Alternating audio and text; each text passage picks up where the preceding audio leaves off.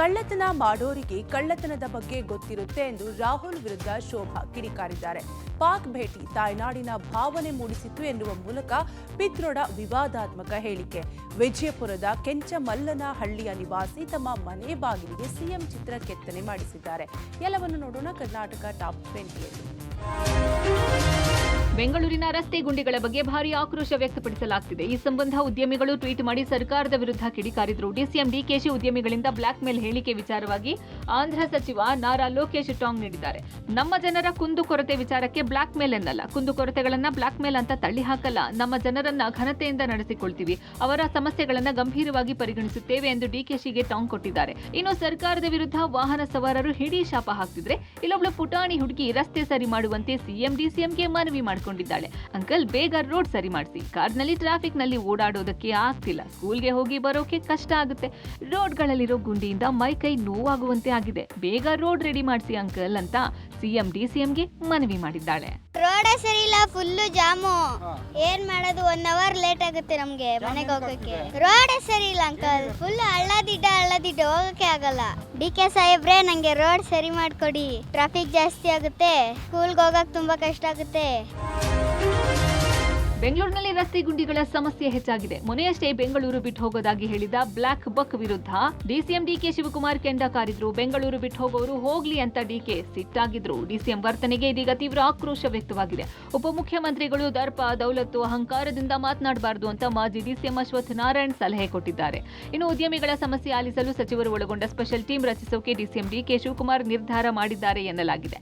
ಹಿರಿಯ ಸಚಿವರನ್ನ ಒಳಗೊಂಡ ಟೀಮ್ ರಚನೆ ಮಾಡಿ ಸ್ಪೆಷಲ್ ಟೀಮ್ನಿಂದ ಉದ್ಯಮಿಗಳನ್ನ ವಿಶ್ವಾಸಕ್ಕೆ ತೆಗೆದುಕೊಂಡು ಸಮಸ್ಯೆಗೆ ಪರಿಹಾರ ಕಂಡುಕೊಳ್ಳಲು ಸರ್ಕಾರ ನಿರ್ಧರಿಸಿದೆ. ಶಿವಕುಮಾರ್ ಅವರು, ನಿಮ್ಮ ಆಕ್ಷನ್ ಕೆಲಸದಲ್ಲಿ ಬರಬೇಕು, ಮಾತಲ್ಲಿ ಬರೋದು ಬೇಡಪ್ಪ. ಒಂದು ಬೆಂಗಳೂರು ನಗರದ ಮರ್ಯಾದೆ ಕಳಿಬೇಡಿ. ನಿಮ್ಗೆ ಕೋಪ ಬಂದು ಅಸಹಾಯಕರಾಗಿ ನೀವು ತಮ್ಮ ಕೋಪವನ್ನ ಮನ ಬಂದಂತೆ ಮಾತಾಡೋ ಮೂಲಕ ನಿಮ್ಮ ಅಹಂಕಾರವನ್ನ ಸಾರ್ವಜನಿಕವಾಗಿ ವ್ಯಕ್ತಪಡಿಸೋದನ್ನ ನಿಲ್ಲಿಸಿ. ನಮ್ದು ಬೆಂಗಳೂರು, ನಮಗೆಲ್ಲ ನಮ್ಮ ತಾಯಿ, ನಮ್ಮ ನಾಡು, ನಮ್ಮ ಭೂಮಿ. ಹಾಗಾಗಿ ನಾಡಿಗೆ ಮತ್ತು ನಮ್ಮ ಬೆಂಗಳೂರಿಗೆ ಅವಮಾನ ಯಾರಿಂದಲಾದರೂ ನಾವು ಸಹಿಸ್ಕೊಳ್ಳಲ್ಲ ಅನ್ನೋಂಥದ್ದನ್ನ ಬಹಳ ಸ್ಪಷ್ಟವಾಗಿ ಹೇಳಕ್ಕೆ ಇಷ್ಟಪಡ್ತೀನಿ. ಮತದಾರರ ಹೆಸರು ಡಿಲೀಟ್, ರಾಹುಲ್ ಗಾಂಧಿ ಆರೋಪ ವಿಚಾರಕ್ಕೆ ಬೀದರ್ನಲ್ಲಿ ರಾಹುಲ್ ಗಾಂಧಿಗೆ ಕೇಂದ್ರ ಸಚಿವೆ ಶೋಭಾ ಕರಂದ್ಲಾಜೆ ತಿರುಗೇಟು ನೀಡಿದ್ದಾರೆ. ಆಳಂದದಲ್ಲಿ ಗೆದ್ದ ಅಭ್ಯರ್ಥಿ ಯಾರು? ಕಾಂಗ್ರೆಸ್ ಅಭ್ಯರ್ಥಿನೇ ತಾನೇ.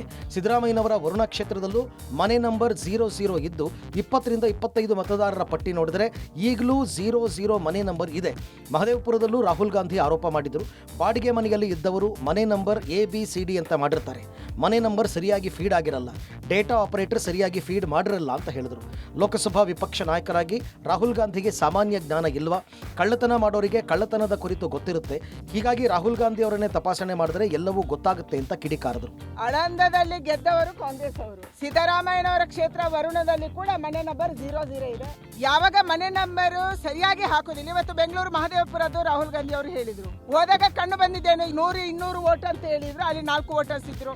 ಮನೆ ನಂಬರ್ ಒಬ್ಬ ಬೆಂಗಳೂರಿನಲ್ಲಿ ಒಬ್ಬ ಬಾಡಿಗೆವನು ಅಥವಾ ಬೇರೆ ಊರಲ್ಲಿ ಯಾರು ಬಾಡಿಗೆ ಮನೆ ಪಡಿತಾರೆ, ಅದಕ್ಕೆ ಒಂದು ಮನೆಗೆ ಬಾಕಿ ಬಾಡಿಗೆಗೆ ಚಿಕ್ಕ ಮನೆ ಕಟ್ಟಿದ್ರೆ ABCD ಕೊಡ್ತಾರೆ. ಅವಾಗ ಅದು ಕಂಪ್ಯೂಟರ್ ತಗೊಳ್ಳಲ್ಲ.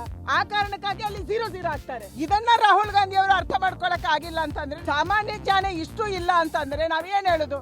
ಆಳಂದದಲ್ಲಿ ಯಾರಪ್ಪ ಗೆದ್ರು? ವೋಟ್ ಫ್ರಾಡ್ ಆಯ್ತು, ಡಿಲೀಟ್ ಆಯ್ತು, ಆಗಾಯ್ತು, ಹೀಗಾಯ್ತು ಅಂತ ಹೇಳಿ ಗೆದ್ದವರು ಯಾರು? ಅಂದ್ರೆ ಕರ್ನಾಟಕದಲ್ಲಿ ನೀವು 224ರಲ್ಲಿ 135 ಸೀಟನ್ನ ಗೆದ್ರಿ, ಫ್ರಾಡ್ ಮಾಡಿ ಗೆದ್ರ? ಹೇಗೆ ಗೆದ್ರಿ ನೀವು? ಆಳಂದ ಹೇಗೆ ಗೆದ್ರಿ ನೀವು? ಪಾಕ್ ಬಾಂಗ್ಲಾ ರಾಷ್ಟ್ರಗಳ ಭೇಟಿ ತಾಯ್ನಾಡಿನಲ್ಲಿರುವ ಭಾವನೆ ಮೂಡಿಸಿತ್ತು ಅಂತ ಸ್ಯಾಮ್ ಪಿತ್ರೋಡ ವಿವಾದಾತ್ಮಕ ಹೇಳಿಕೆಯನ್ನು ನೀಡಿದ್ದಾರೆ. ಪಾಕಿಸ್ತಾನ, ಬಾಂಗ್ಲಾದೇಶ ಮತ್ತು ನೇಪಾಳ ರಾಷ್ಟ್ರಗಳ ಭೇಟಿ ತಾಯ್ನಾಡಿನಲ್ಲಿರುವಂತಹ ಭಾವನೆಯನ್ನು ಮೂಡಿಸಿತ್ತು. ಈ ಹೇಳಿಕೆ ವಿವಾದ ಸೃಷ್ಟಿಸಿದೆ. ಸ್ಯಾಮ್ ಪಿತ್ರೋಡ ಭಾರತದ ವಿದೇಶಾಂಗ ನೀತಿ ಮತ್ತು ನೆರೆಯ ರಾಷ್ಟ್ರಗಳೊಂದಿಗಿನ ಸಂಬಂಧಗಳ ಕುರಿತು ಮಾತನಾಡಿದ್ದಾರೆ. ಪ್ರಾದೇಶಿಕ ರಾಜತಾಂತ್ರಿಕತೆಗೆ ಆದ್ಯತೆ ನೀಡುವ ಅಗತ್ಯವನ್ನು ಒತ್ತಿ ಹೇಳಿದ್ದಾರೆ. ಇದೇ ವೇಳೆ ಪಾಕಿಸ್ತಾನ ಮತ್ತು ಬಾಂಗ್ಲಾದೇಶ ಮತ್ತು ನೇಪಾಳದಂತಹ ದೇಶಗಳಿಗೆ ಭೇಟಿ ನೀಡಿದ್ದೆ. ಈ ವೇಳೆ ನನಗೆ ನನ್ನ ತಾಯ್ನಾಡಿನಲ್ಲೇ ಇದ್ದೇನೆ ಎಂಬ ಭಾವನೆ ಮೂಡಿಸಿತ್ತು ಅಂತ ಹೇಳಿದ್ದಾರೆ. ಗೃಹಲಕ್ಷ್ಮಿ ಹಣದಲ್ಲಿ ಫಲಾನುಭವಿಯೊಬ್ಬರು ಮನೆ ಬಾಗಿಲಿಗೆ ಸಿದ್ದರಾಮಯ್ಯ ಚಿತ್ರ ಕೆತ್ತಿಸಿ ಕೃತಜ್ಞತೆ ಸಲ್ಲಿಸಿರುವ ಘಟನೆ ವಿಜಯನಗರ ಜಿಲ್ಲೆಯ ಕೂಡ್ಲಿಗಿ ತಾಲೂಕಿನ ಕೆಂಚಮಲ್ಲನಹಳ್ಳಿಯಲ್ಲಿ ನಡೆದಿದೆ. ಕೆಂಚಮಲ್ಲನಹಳ್ಳಿ ಗ್ರಾಮದ ಪಾರ್ವತಿ ತಮ್ಮ 15 ತಿಂಗಳ ಗೃಹಲಕ್ಷ್ಮಿ ಹಣ ಕೂಡಿಟ್ಟು ಮನೆ ಬಾಗಿಲು ಅಳವಡಿಕೆ ಮಾಡಿಕೊಂಡಿದ್ದಾರೆ. ಗೃಹಲಕ್ಷ್ಮಿ ಹಣದಿಂದಲೇ ಮಾಡಿಸಿರುವ ಬಾಗಿಲ ದ್ವಾರಕ್ಕೆ ಸಿಎಂ ಸಿದ್ದರಾಮಯ್ಯನವರ ಭಾವಚಿತ್ರ ಕೆತ್ತಿಸಿದ್ದಾರೆ. ಸಿದ್ದರಾಮಯ್ಯ ನಿಂತಿರುವ ಭಾವಚಿತ್ರ ಕೆತ್ತಿಸಿರುವಂತಹ ಗೃಹಲಕ್ಷ್ಮಿ ಪಾರ್ವತಿ ಚಿತ್ರದ ಮೇಲೆ ಸಿಎಂ ಸಿದ್ದರಾಮಯ್ಯ ಗೃಹಲಕ್ಷ್ಮಿ ಯೋಜನೆ ಅಂತ ಬರೆಸಿದ್ದಾರೆ. ಗೃಹಲಕ್ಷ್ಮಿ ಯೋಜನೆಯಿಂದ ಬರುವ ಹಣದಿಂದ ಸಾಕಷ್ಟು ಮಹಿಳೆಯರು ಸ್ವಾವಲಂಬನೆ ಬದುಕು ಕಟ್ಟಿಕೊಂಡಿರೋ ನಿದರ್ಶನಗಳಿವೆ. ಇನ್ನು ಸಿದ್ದರಾಮಯ್ಯ ಭಾವಚಿತ್ರ ಇರೋ ಮುಖ್ಯ ದ್ವಾರ ವೀಕ್ಷಣೆಗೆ ಅಕ್ಕಪಕ್ಕದ ಗ್ರಾಮದವರು ಬರ್ತಿರೋದು ವಿಶೇಷವಾಗಿದೆ.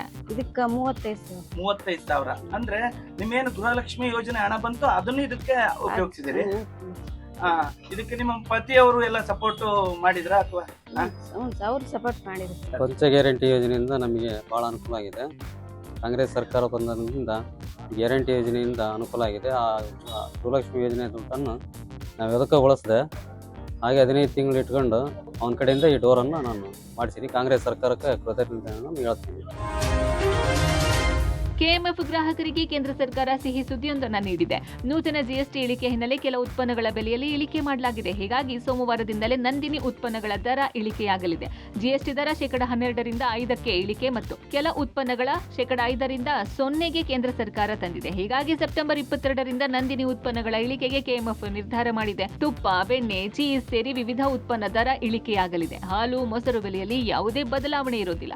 ಹಾಲಿಗೆ ಜಿಎಸ್ಟಿ ಇಲ್ಲ, ಮೊಸರಿಗೆ 5% ಜಿಎಸ್ಟಿ ನಿಗದಿ ಇದ್ದು ಹೀಗಾಗಿ ಯಾವುದೇ ಬದಲಾವಣೆ ಇಲ್ಲ. ಪನೀರ್ ಮತ್ತು ಯುಎಸ್ಟಿ ಮಿಲ್ಕ್ ಗುಡ್ ಲೈಫ್ ಬೆಲೆ ಇಳಿಕೆಯಾಗಲಿದೆ. ಈಗಾಗಲೇ ಕೆಎಂಎಫ್ ಜಿಎಸ್ಟಿ ಕಡಿಮೆ ಮಾಡಿರುವ ಉತ್ಪನ್ನಗಳ ದರ ನಿಗದಿಗೆ ಕಾರ್ಯಾರಂಭ ಮಾಡಿದೆ. ಸಿಲಿಕಾನ್ ಸಿಟಿ ಬೆಂಗಳೂರಿನಲ್ಲಿ ನಿನ್ನೆ ಸಂಜೆಯಿಂದ ಬೆಳಗಿನ ಜಾವದವರೆಗೂ ಮಳೆಯಾಗಿದೆ. ಮಳೆಯಿಂದಾಗಿ Electronic City, KR Market, Yelahanka, Okalipuram, Sarjapura ಸೇರಿದಂತೆ ಹಲವು ಕಡೆ ಮಳೆಯಿಂದ ಅವಾಂತರ ಸೃಷ್ಟಿಯಾಗಿದೆ. ಭಾರೀ ಮಳೆಗೆ ಸುಮಾರು 90ಕ್ಕೂ ಹೆಚ್ಚು ಮರಗಳು ಧರಶಾಹಿಯಾಗಿವೆ. ಚಾಮರಾಜಪೇಟೆಯ ಸಂಗಮ ಸರ್ಕಲ್ ಬಳಿ ಮರ ಮುರಿದು ಬಿದ್ದಿದೆ. ನಗರದ ಸೆಂಟ್ ಮಾರ್ಕ್ಸ್ ರಸ್ತೆಯಲ್ಲಿ ರಾತ್ರಿ 3 ಗಂಟೆ ಸುಮಾರಿಗೆ ಬೃಹತ್ ಮರ ಬುಡ ಸಮೇತ ರಸ್ತೆಗೆ ಬಿದ್ದಿದೆ. ರಸ್ತೆ ಸಂಪೂರ್ಣ ಬಂದ್ ಆಗಿರೋದ್ರಿಂದ 1 ಕಿಲೋಮೀಟರ್ವರೆಗೂ ಟ್ರಾಫಿಕ್ ಜಾಮ್ ಆಗಿತ್ತು. ರಸ್ತೆಯಲ್ಲಿ ಹೋಗಲಾರದೆ ವಿದ್ಯಾರ್ಥಿಗಳು ಪರದಾಡಿದ್ರು. ಮರ ತೆರವು ಬಳಿಕ ಸಂಚಾರಕ್ಕೆ ಅನುವು ಮಾಡಿಕೊಡಲಾಯಿತು. ಅಲ್ಲದೆ ಆರ್ಆರ್ ನಗರ, ಬೊಮ್ಮನಹಳ್ಳಿ, ಕ್ವಿನ್ಸ್ ರಸ್ತೆಯ ಬಂಬೂ ಬಜಾರ್ ಬಳಿಯೂ ಮರಗಳು ಧರಶಾಹಿಯಾಗಿವೆ. ಈ ಸಂಬಂಧ ಸಂಚಾರದಲ್ಲಿ ಬದಲಾವಣೆ ಮಾಡಲಾಗಿತ್ತು. ಕೊಣದಕುಂಟೆ ಕ್ರಾಸ್, ಎಚ್ಎಸ್ಆರ್ ಲೇಔಟ್, ಜಯನಗರ 8ನೇ ಹಂತ ಸೇರಿದಂತೆ ಹಲವೆಡೆ ಅವಾಂತರ ಸೃಷ್ಟಿಯಾಗಿತ್ತು. 5 ದಿನ ಸಿಲಿಕಾನ್ ಸಿಟಿಗೆ ಮಳೆ ಮುನ್ಸೂಚನೆ ನೀಡಲಾಗಿದೆ.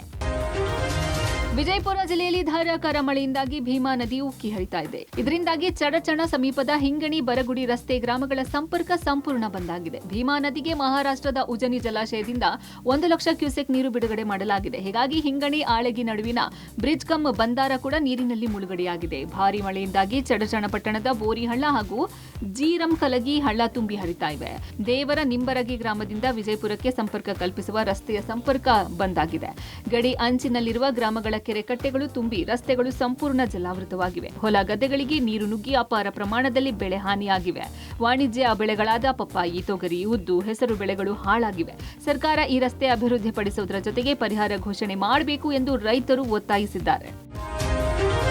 ಮಹಾರಾಷ್ಟ್ರದಲ್ಲಿ ಧಾರಾಕಾರ ಮಳೆ ಬರ್ತಿರೋ ಹಿನ್ನೆಲೆ ಕಲಬುರಗಿ ಜಿಲ್ಲೆಯ ಹಲವು ಹಳ್ಳ ಕೊಳ್ಳ ತುಂಬಿ ಹರಿತಾ ಇದೆ. ಕಳೆದ 1 ವಾರದಿಂದ ಸುರಿತಾ ಇರುವ ಧಾರಾಕಾರ ಮಳೆಗೆ ಉತ್ತರ ಕರ್ನಾಟಕದ ಹಲವು ಜಿಲ್ಲೆಯ ಜನತೆ ತತ್ತರಿಸಿ ಹೋಗಿದ್ದಾರೆ. ರೈತರು ಬೆಳೆದ ಬೆಳೆಗಳು ಸಂಪೂರ್ಣ ಹಾಳಾಗಿವೆ. ಅಫಜಲ್ಪುರ ತಾಲೂಕಿನ ಬೋರಿ ಹಳ್ಳ ತುಂಬಿ ಹರಿತಾ ಇದೆ. ಅಫಜಲ್ಪುರ ತಾಲೂಕಿನ ಜೇವರ್ಗಿ ಗ್ರಾಮಕ್ಕೂ ಹಳ್ಳದ ನೀರು ನುಗ್ಗಿ ಗ್ರಾಮದ ಸರ್ಕಾರಿ ಪ್ರಾಥಮಿಕ ಶಾಲೆ ಸಹ ಸಂಪೂರ್ಣ ಜಲಾವೃತವಾಗಿದೆ. ಹೀಗಾಗಿ ಶಾಲೆಗೆ ಇಂದು ರಜೆ ಘೋಷಣೆ ಮಾಡಲಾಗಿತ್ತು. ಹಳ್ಳದ ಅಕ್ಕಪಕ್ಕದ ಜಮೀನುಗಳಿಗೆ ಅಪಾರ ಪ್ರಮಾಣದಲ್ಲಿ ನೀರು ನುಗ್ಗಿ ಬೆಳೆಗಳೆಲ್ಲ ಹಾನಿಯಾಗಿದೆ. ಸರ್ಕಾರ ಸೂಕ್ತ ಪರಿಹಾರ ನೀಡುವಂತೆ ರೈತರು ಮನವಿ ಮಾಡಿದ್ದಾರೆ. ಮಂತ್ರಾಲಯ ಶ್ರೀ ರಾಘವೇಂದ್ರ ಸ್ವಾಮಿ ಮಠದ ಆಗಸ್ಟ್ ಸೆಪ್ಟೆಂಬರ್ ತಿಂಗಳಿನ 27 ದಿನಗಳ ಕಾಣಿಕೆ ಹುಂಡಿ ಎಣಿಕೆ ಮುಕ್ತಾಯವಾಗಿದೆ.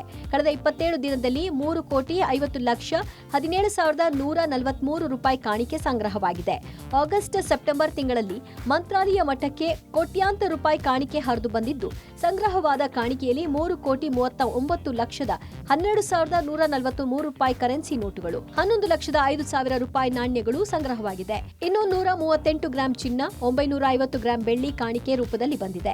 ಇತ್ತ ಚಾಮರಾಜನಗರ ಜಿಲ್ಲೆ ಹನೂರು ತಾಲೂಕಿನ ಶ್ರೀ ಕ್ಷೇತ್ರ ಮಲೆ ಮಹದೇಶ್ವರ ಬೆಟ್ಟದಲ್ಲಿ ಹುಂಡಿ ಎಣಿಕೆ ಕಾರ್ಯ ನಡೆದಿದ್ದು ಕೇವಲ 29 ದಿನಗಳಲ್ಲಿ 1.70 ಕೋಟಿ ರೂಪಾಯಿ ಸಂಗ್ರಹವಾಗಿದೆ. 30 ಗ್ರಾಂ ಚಿನ್ನ ಹಾಗೂ 1,100 ಬೆಳ್ಳಿ ಪದಾರ್ಥಗಳು ಸಂಗ್ರಹವಾಗಿದೆ. ಚಲಾವಣೆ ಇಲ್ಲದ 2,000 ಮುಖಬೆಲೆಯ 3 ನೋಟುಗಳು ಹುಂಡಿಯಲ್ಲಿ ಸಿಕ್ಕಿವೆ.